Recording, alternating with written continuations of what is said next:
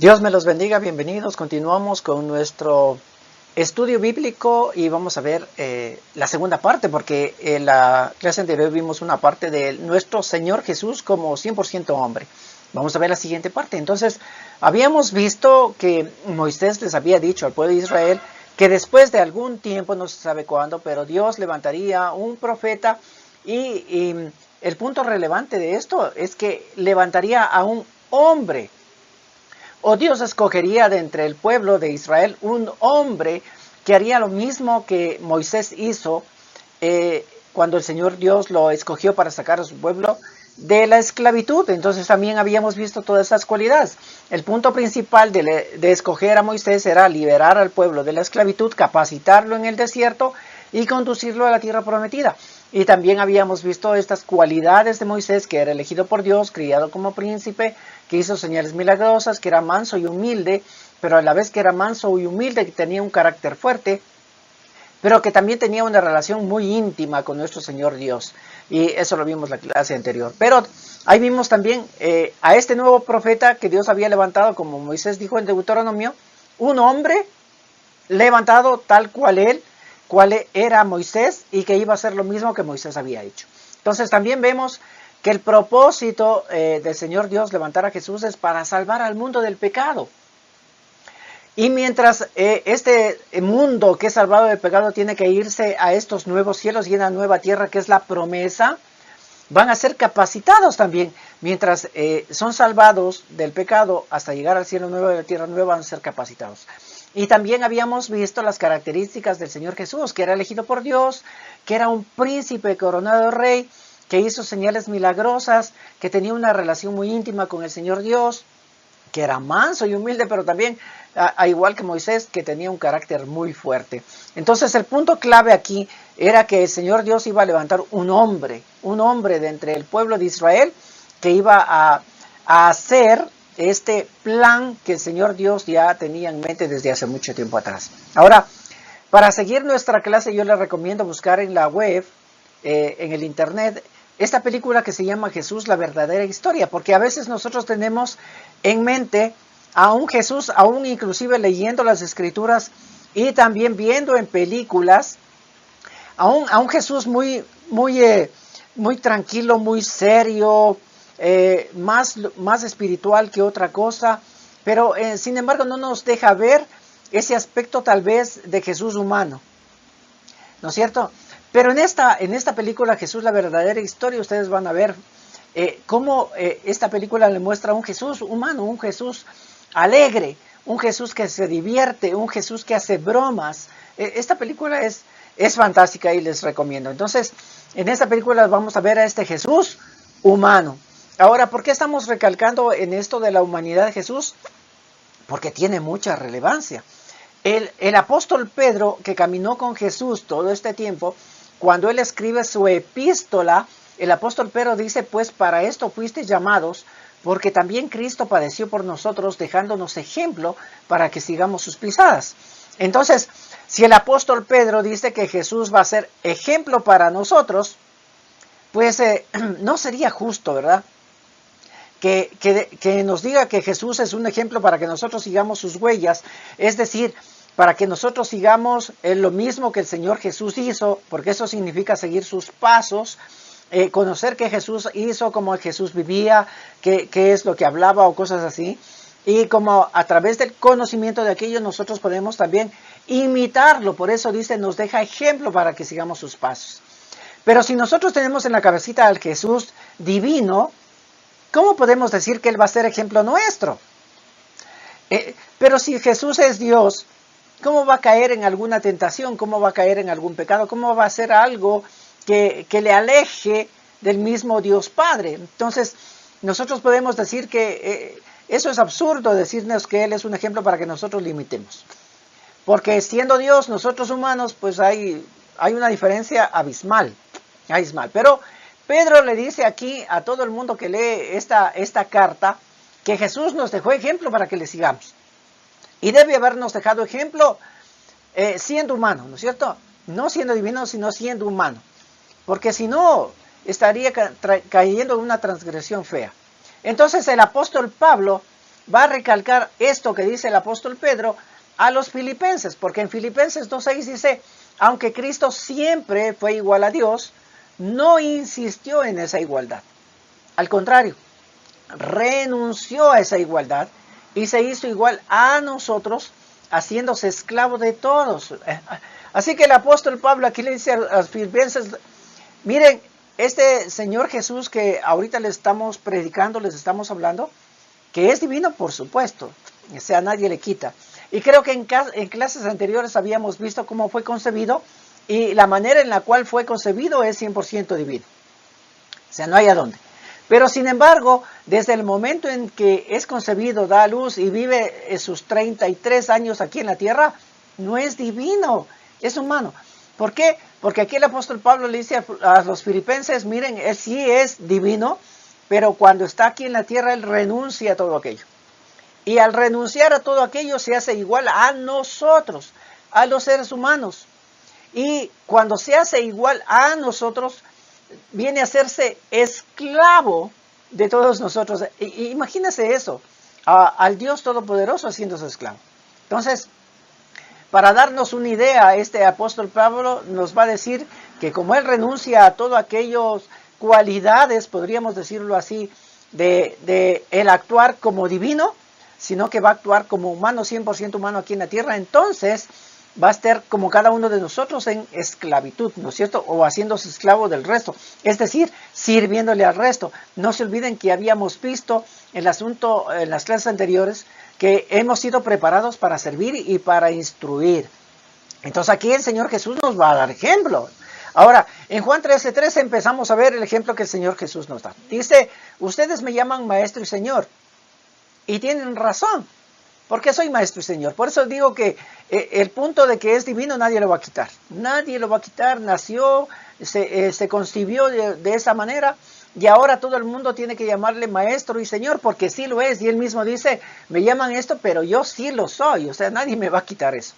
Pero el 14 dice, pues si yo, su Señor y Maestro, les he lavado los pies, también ustedes deben lavarse los pies unos a otros. Yo les he dado el ejemplo para que ustedes hagan lo mismo. Ahora, en este aspecto de lavarse los pies no quiere decir que el Señor Jesús nos dio ejemplo de ir y lavar los pies a todo el mundo, como en muchas congregaciones lo hacen también. Ahora no digo que esté mal, está muy bien. Pero solamente era un ejemplo del Señor Jesús para decirles a sus seguidores, miren, yo en este momento voy a hacer una tarea de esclavo. Porque en esa cultura los esclavos eran los que lavaban los pies a los visitantes. Entonces el Señor Jesús, cuando está con los discípulos, Él se vuelve esclavo para lavar los pies de todos ellos. Entonces Él le dice a los discípulos, ustedes me dicen maestro, si lo soy, me dicen Señor, que sí lo soy, y esto de Señor es súper importante. Y el Señor Jesús les dice, bueno, ustedes me dicen eso y es verdad, ¿no? Pero miren, yo, el Señor, el Maestro, me humillo, me hago como esclavo para lavarles los pies a ustedes. Ustedes tienen que hacer lo mismo. ¿Qué quiere decir? Que ustedes tienen que servir a los demás. Por eso el Señor Jesús va a decir que si usted quiere ser superior, usted tiene que ser esclavo de aquellos a los cuales usted quiere ser superior. Y esa es la idea del reino de los cielos. Es loca la idea, pero así es la idea. Si usted quiere ser superior a todos, tiene que hacerse servidor de todos. Y cuando se hace servidor de todos, entonces llega a ser superior a todos. Es rarísimo, pero eso es el reino de los cielos. Pero en todo caso, aquí lo que estamos viendo es el ejemplo del Señor Jesucristo para con cada uno de nosotros, en que es 100% hombre aquí en la tierra. Y nos va a dar ejemplo de todo aquello. Entonces, Hebreos 4:15 dice, el diablo le puso a Jesús las mismas trampas que nos pone a nosotros para hacernos pecar, solo que Jesús nunca pecó. Y aquí el asunto de Jesús 100% hombre. ¿Cómo es posible que el diablo, la serpiente astuta, porque en Génesis la palabra de Dios le va a calificar como serpiente astuta, es decir, inteligente, sagaz, súper eficaz, que él mira cualquier cosa y trata con cualquier cosa de hacer caer a toda la gente, ¿no es cierto? ¿Cómo es posible que este diablo, siendo así tan perspicaz, lo pueda ir a tentar al Hijo de Dios? O sea, imposible. Él siendo tan sabio debía haber dicho, él es el Hijo de Dios, es Dios, yo quiero hacerle caer. a Dios, o sea, es algo tonto. Pero sin embargo, como el diablo sabe que el Señor Jesús aquí en la tierra va a ser 100% hombre, no va a tener esas cualidades de Dios aquí en la tierra, sino 100% hombre, entonces el diablo dice, calidad, vamos a tentarle como a cualquiera de los hombres, igualito como a cualquiera. Les vamos a poner las trampas a este Jesús como a cualquiera de ellos. Y el diablo empieza a ponerle trampas a Jesús como a cualquier hombre aquí en la tierra. Y es por eso que el Señor Jesús nos va a dar ejemplo de cómo nosotros podemos vencer al diablo. Mire, en Santiago 1:13 dice, cuando ustedes sean tentados a hacer lo malo, no le echen la culpa a Dios, porque Él no puede ser tentado, ni tienta a nadie a hacer lo malo. Entonces, en la cualidad divina, si Jesucristo hubiese sido divino, o se comportaba como divino en esta tierra, el diablo no podía haberle hecho absolutamente nada, porque nadie puede tentar a Dios. Santiago dice, Él no puede ser tentado, pierdes el tiempo, no puede ser tentado. Pero sin embargo el diablo, como sabe que el Señor Jesús está aquí como hombre, entonces Mateo 4:1 dice, luego el Espíritu de Dios llevó a Jesús al desierto para que el diablo tratara de hacerlo caer en sus trampas. No se olviden que vimos antes en Hebreos, que Él le puso trampas como a los hombres pone trampas, el diablo le va a poner trampas a Jesús. Entonces, dice el versículo 3, llegó el diablo para ponerle una trampa y le dijo, si en verdad es el Hijo de Dios, ordena que estas piedras se conviertan en pan. Y aquí está la trampa. Mire, no le está haciendo caer en la trampa de que, tienes hambre. Bueno, entonces, vea, usted puede hacer cosas y sacie su hambre. No es la trampa del que sacie su hambre, sino más bien la trampa que el diablo le está poniendo aquí a Jesús es que se comporte divinamente. Yo sé que eres hombre, pero tú eres divino, o sea, fuiste concebido de una manera extraordinaria. Dios, el Espíritu de Dios te concibió, entonces tú eres Dios, tú tienes ese poder para convertir las piedras en pan. Y como tienes hambre ahorita, conviertes las piedras en pan y te sacias del hambre. Tal astucia como esta serpiente antigua utilizó con Eva, ¿se acuerdan cuando les dijo a Eva, es que Él les ha dicho que no coman de ese fruto porque van a morir? Pues es una mentira, porque no van a morir, sino que ahora cuando tú comas de esa fruta vas a ser igualito a Él. ¿En qué sentido vas a ser igualito a Él? En saber en qué es bueno y qué es malo. Porque solamente Dios sabía que es bueno y que es malo, y Dios le decía a Adán y a Eva, hagan esto y no hagan esto, porque mire, si hacen esto es bueno, si hacen esta otra cosa es malo. Solo Dios tenía esa cualidad y esa facultad. Pero cuando el diablo con su astucia le dice a Eva, si tú comes de este fruto vas a hacer lo mismo, entonces ya no vas a estar dependiendo de Dios que Él te diga que es bueno o que es malo, sino tú mismo vas a saber. Y tú vas a determinar y decir, esto es bueno, me conviene, esto es malo, no me conviene. Entonces Eva cayó en esa trampa y ya, hasta ahora estamos así. Pero este diablo con el Hijo de Dios 100% humano aquí en la tierra, ¿qué es lo que quiere hacer caer en la trampa? Pues compórtate como divino. Tú tienes el poder. Tú puedes convertir estas piedras en pan. O sea, solo tienes que decir las cosas y se hacen. Usa el poder divino y convierte las piedras en pan y listo. Esa era la tentación del diablo para con nuestro Señor Jesucristo. No como hombre, como a cualquiera de nosotros, sino que Él intentaba que el Señor Jesús, que había ya quedado con el Padre, con el Espíritu Santo, en que Él se comportaría como un ser humano aquí en la tierra, que venía a ser esclavo de todos, como vimos la anterior diapositiva. Entonces el diablo lo que le quería tentar al Señor Jesús es, conviértete en Dios otra vez, haz las cosas de Dios otra vez, ¿ya? Entonces, esas eran las tentaciones que el Señor Jesús tenía. Ahora nosotros pensamos que esas tentaciones están al principio de su ministerio, porque eso dice la Escritura. Antes de que empiece el ministerio, el Señor Jesús fue llevado al desierto y fue tentado. Y fueron 3 tentaciones según lo que nos dice las Escrituras. Y nosotros dijimos, listo, venció al diablo, ahora sí empieza su ministerio y sígalo. No.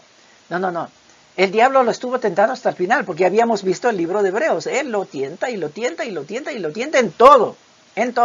Ahora, como habíamos visto que la tentación del diablo al Señor Jesús es que se convierta en Dios mismo, que deje el asunto de decir que es humano, sino que ya actúe como Dios mismo.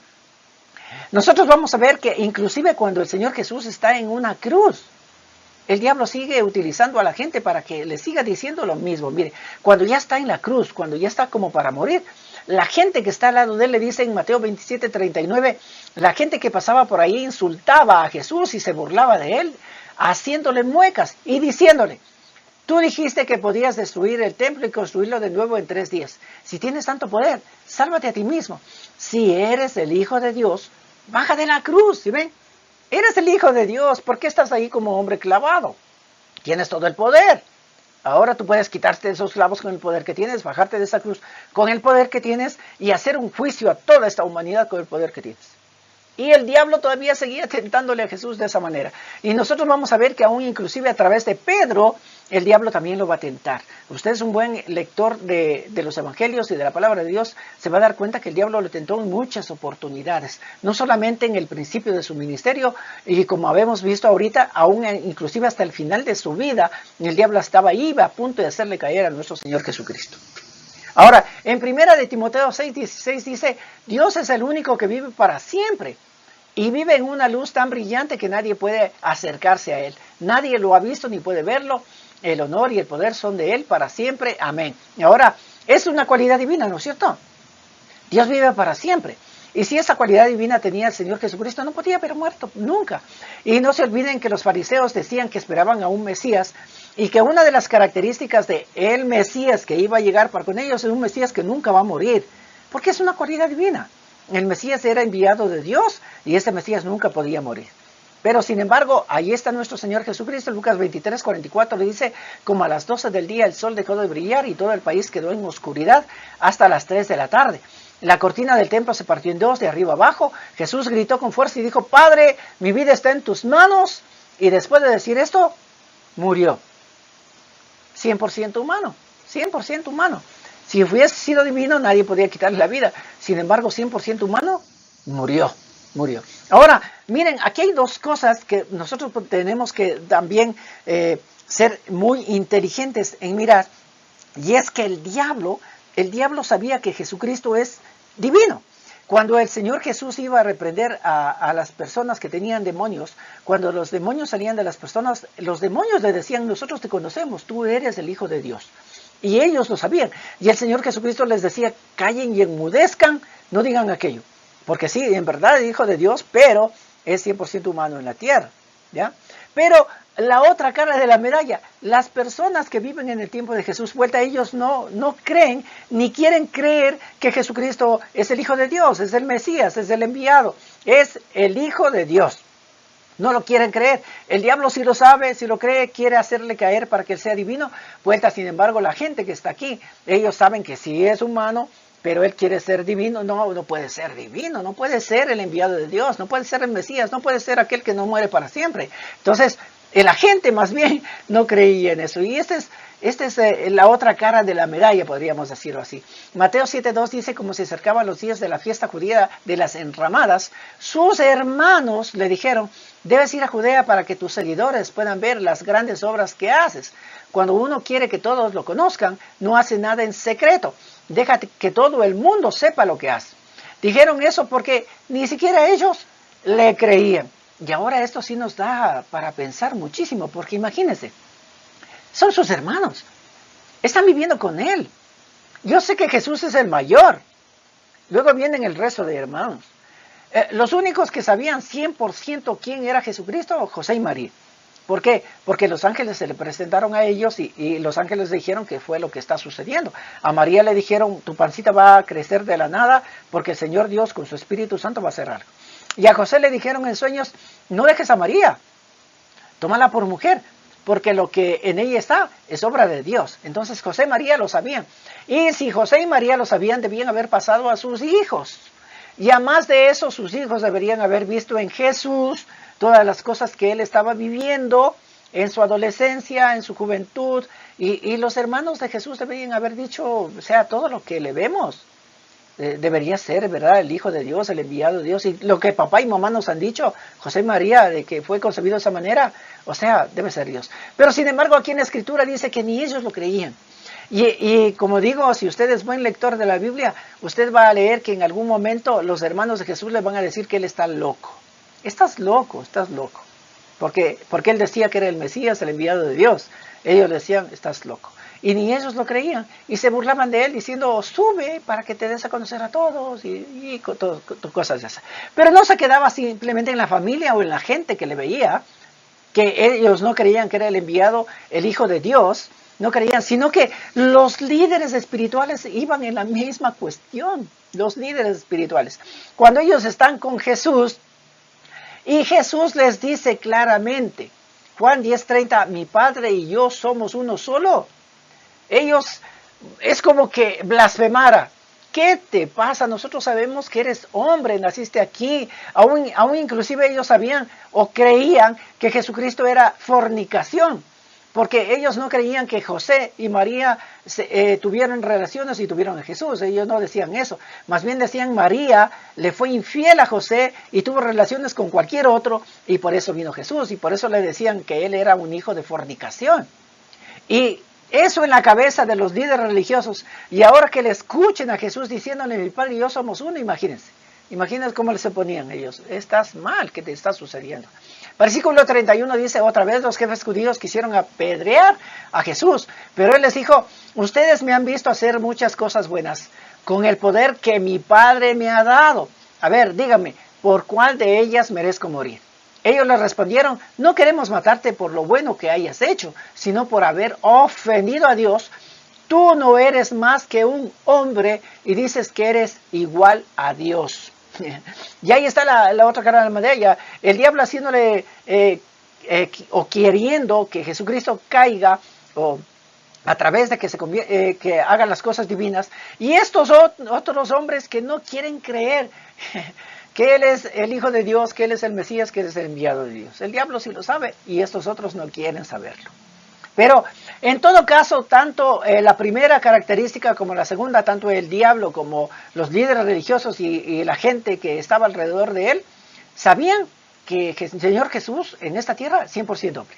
O sea, a ninguno le podemos quitar que ellos no sabían que el Señor Jesús era aquí en la tierra 100% hombre. Y como es 100% hombre, por eso nos va a dar ejemplo,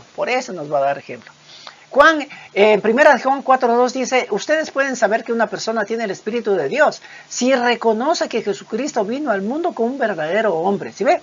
Aún inclusive una de las características de las personas que dicen que tienen el Espíritu Santo, mire, no solamente es una característica de que hablen en lenguas, de que tengan un montón de cosas, sino que una de las características también es que estén bien completamente seguros de que Jesucristo cuando estuvo aquí en la tierra era 100% hombre. Vino al mundo como un verdadero hombre. Pero si dice que esto no es cierto, es porque no tiene el Espíritu de Dios.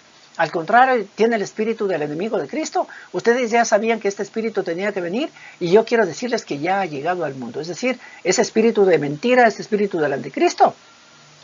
Ese espíritu que quiso hacer caer al Señor Jesús diciéndole, sé Dios.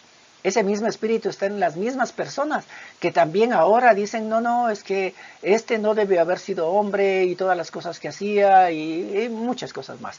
Pero aquí el apóstol Juan, en su primera epístola, dice que una de las características para que nosotros sepamos que la persona tiene el Espíritu de Dios es cuando reconoce que Jesús vino al mundo como un verdadero hombre. Así que el asunto es bien importante. Ahora, ¿por qué digo que es súper bien importante? Porque el Señor Jesús es hombre, 100% hombre aquí en la tierra, porque nos va a dar ejemplo. Nos va a dar ejemplo.